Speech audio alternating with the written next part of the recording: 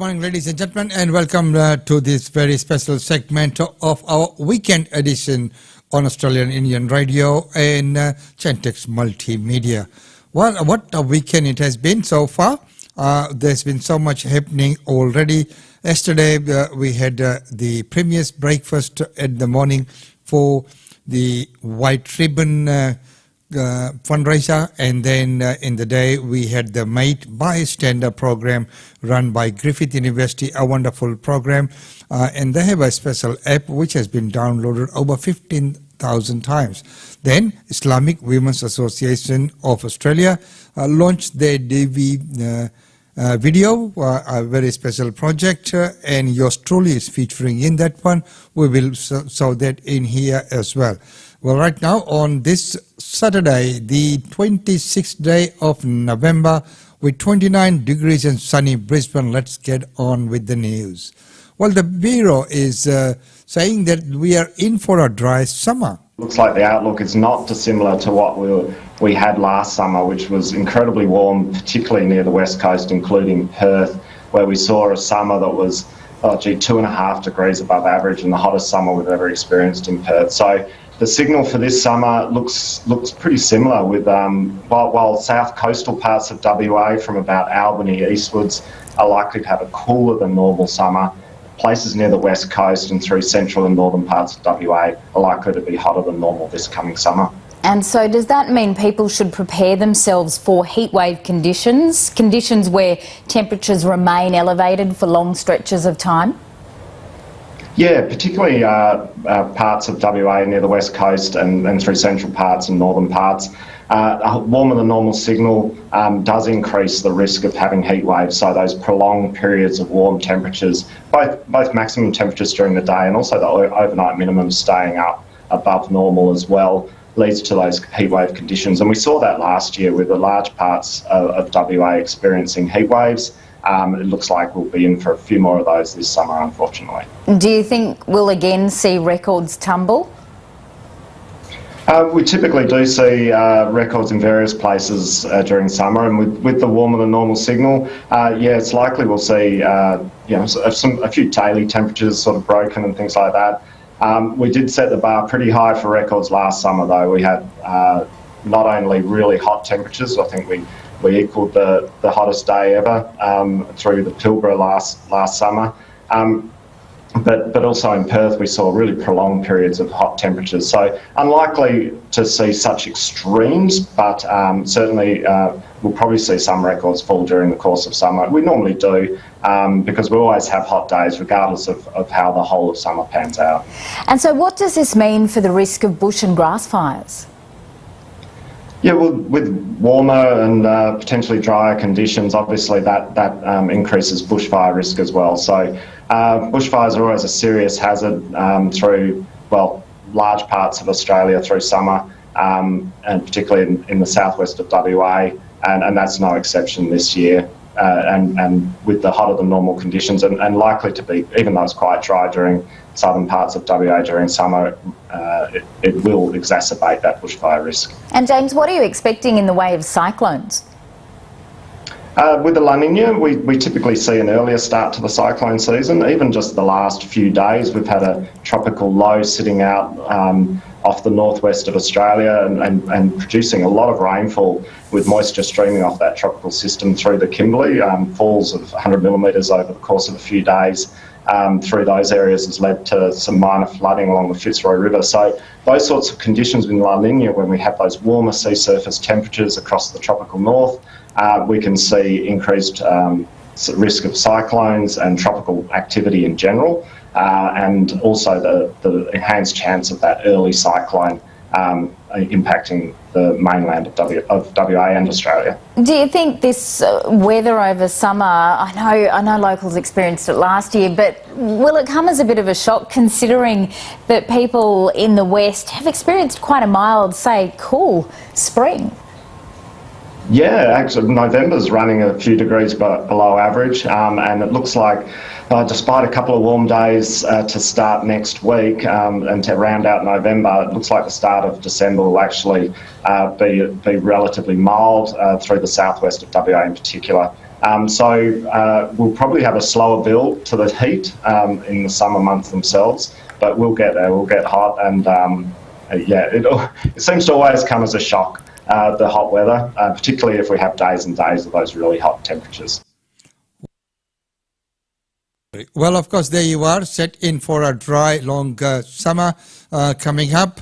And, of course, there are people looking forward to that. What people are not looking forward to is the meals that are saved in the aged care. So there have been calls to make sure that there are better meals saved. And I back that idea because they do deserve to get a better meal.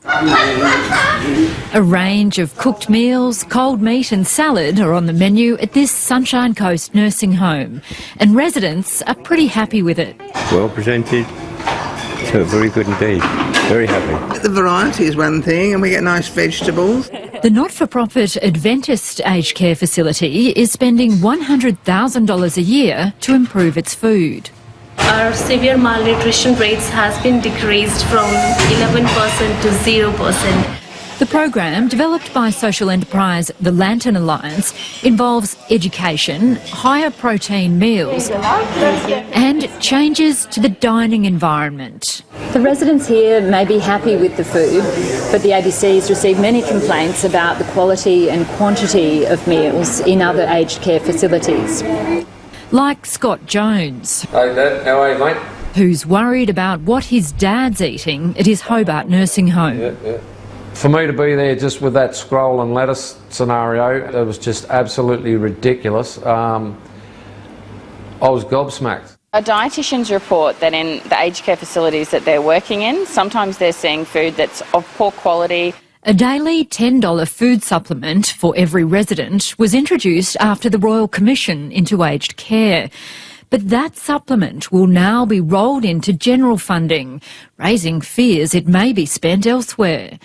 Despite this change, the government is promising better monitoring of food in nursing homes. We'd like to see the supplement being mandated to be spent on food, and we'd also like to see a dietitian within every nursing home once a year, with the hope that all nursing home residents can sit down to a meal like this. Annie Guest, ABC News. And a meal, a proper meal is what they really, really do deserve there as well. Right now, catch up with Australia's future female astronaut. Wow. This is the first time that that ESA is having the European Space Agency is having a reserve pool of astronauts. And what it means is that we're not lined up for training or for a mission at this particular point in time, but we are qualified to become astronauts. And so we're hoping for our missions to come in the future. So essentially, is this the sort of situation where you see in movies all the time, oh no, something's happening in space, we need to find experts, we've already got a pool ready to go? Absolutely. Yes. I mean, and of course, if anything happens to the current astronauts, heaven forbid, then there's the reserve pool. They don't have to go through another selection process.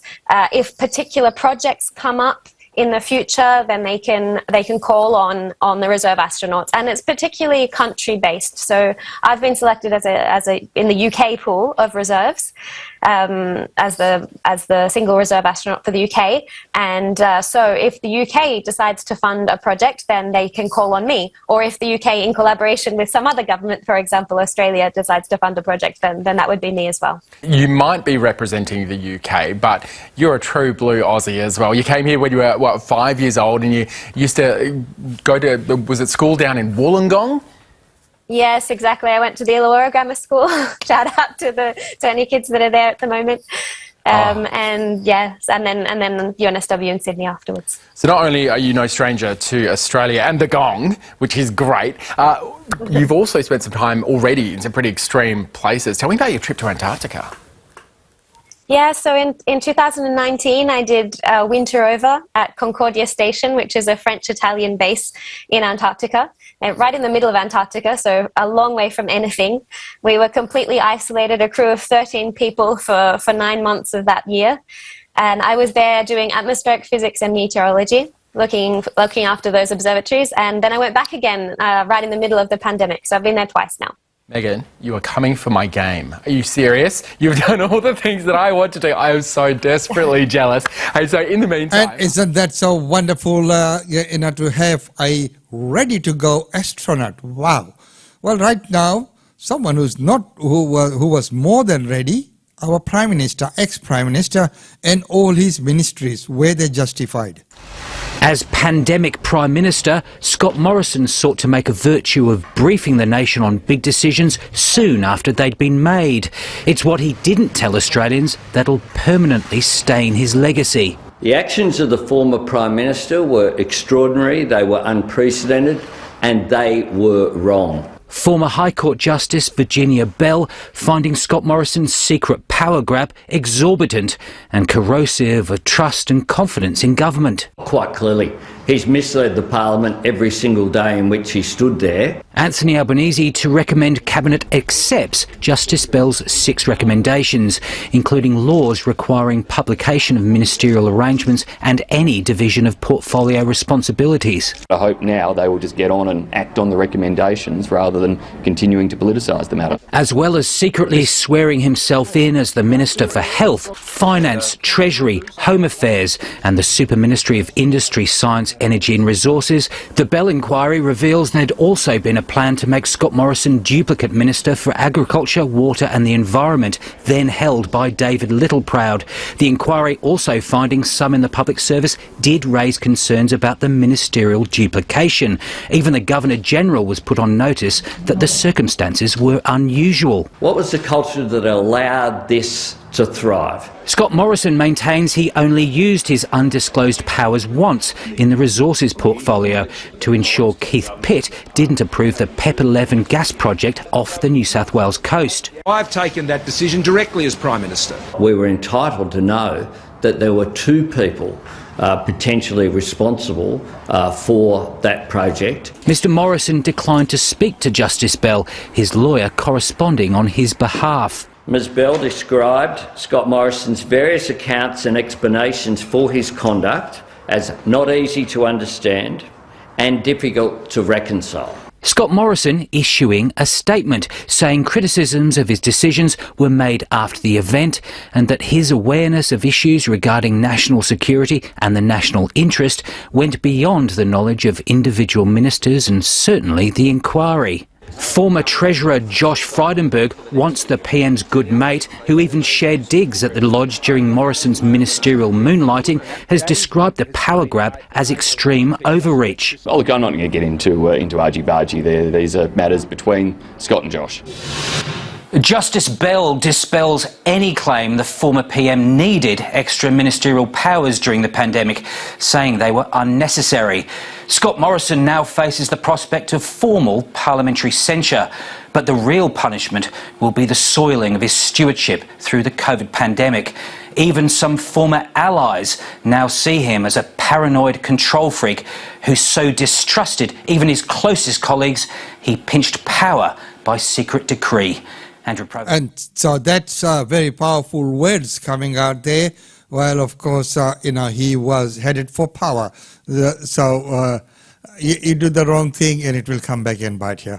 Well, ladies and gentlemen, right now, the State Emergency Services warns of South Australia and what it might need. The SES is preparing to evacuate the Renmark and Renmark-Paringa District Hospital, which is where I am now. It's primarily an aged care facility. It has about 77 aged care residents and about 6 to 8 patients at any one time. The SES says it will evacuate the hospital when flows into South Australia along the Murray River reach 190 gigalitres per day. Now, the state and the Murray River in South Australia is preparing for 2 flood peaks to come in the next month or so. There'll be a peak of about 175 gigalitres per day in early December, and there is now a forecasted second peak for late December or early January that's expected to reach 185 gigalitres with a possibility of that reaching 200 gigalitres. And Sam, are the flows still pretty impressive there, are already pretty impressive there at Renmark? Yes, so flows into the state at the moment are around about 122 gigalitres per day, which is very high. It's the highest that's been seen for a little while. The floodplains are very full around here in the Riverland. There's already infrastructure around the region from Renmark near the Victorian border all the way through to Mannum and below that are out of action because of that rising water and have been inundated. The SES is predicting around 4,000 properties along the SA leg of the Murray will be inundated by water. Some in low-lying areas have already been inundated. So the flows as they are right now are already looking fairly high. So that's the situation there on the Murray River, and of course it's not looking very good at all. Well, right now, Western Australia nurses are going to be walking off their jobs. Striking in defiance of the Industrial Relations Commission, they gathered in their thousands. We don't want to be striking today, but it's got to this point, and we're here because we care about patient care, we care about each other. All we do is work overtime, give our best and give up our own time on a day-to-day basis, and we're just asking to be heard. Union organised buses ferried them from Perth's hospitals to Parliament House. By midday, the crowd was thousands strong. Special thanks given to those who stayed on the wards to keep patients safe. The action follows weeks of failed pay negotiations between the Australian Nursing Federation and the government. And while the union initially agreed to a deal in principle, it backflipped after a revolt amongst members. They're demanding a 5% pay rise. The government's only offered 3%. The crowd here is now marching on to Dumar House, just up the road, demanding the Health Minister meet with them. After an hour of speeches, chants and a lot of noise, one thing is clear. The nurses are tired and angry.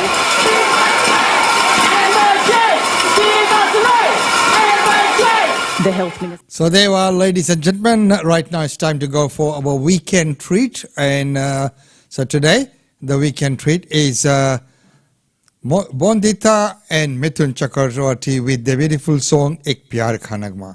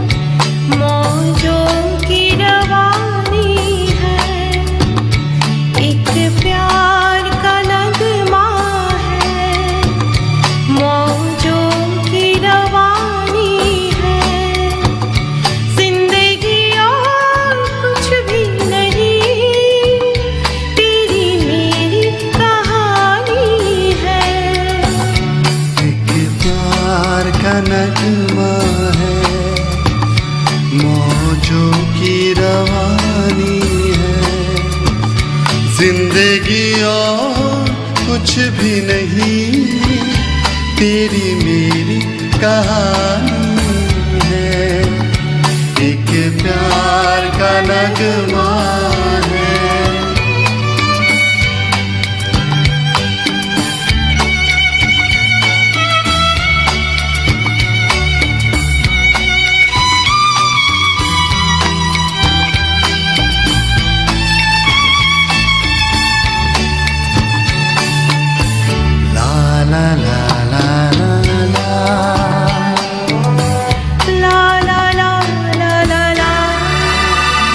कुछ पाकर खोना है कुछ खोकर पाना है जीवन का मतलब तो आना और जाना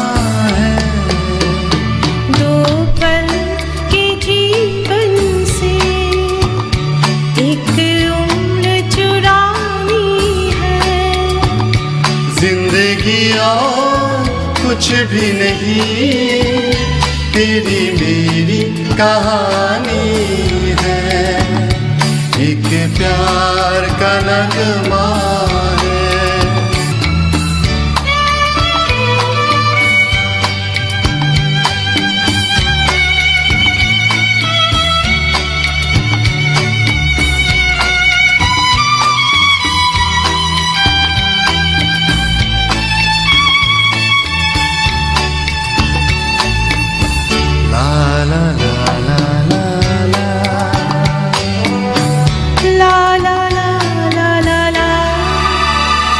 तू धार है नदिया की मैं तेरा किनारा हूँ तू मेरा सहारा है मैं तेरा सहारा हूँ आँखों में समंदर है आशाओं का पानी है जिंदगी और कुछ भी नहीं तेरी मेरी कहानी है एक प्यार का नगमा है मौजों की रवानी है जिंदगी और कुछ भी नहीं तेरी मेरी कहानी है एक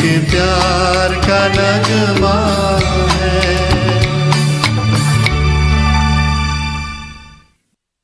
A beautiful number there. Thank you so much, Mithun and Bondita, for that beautiful, beautiful number, which was done right here in this studio. Well, ladies and gentlemen, that's about all we have time for you in this weekend edition. Have a wonderful rest of the weekend.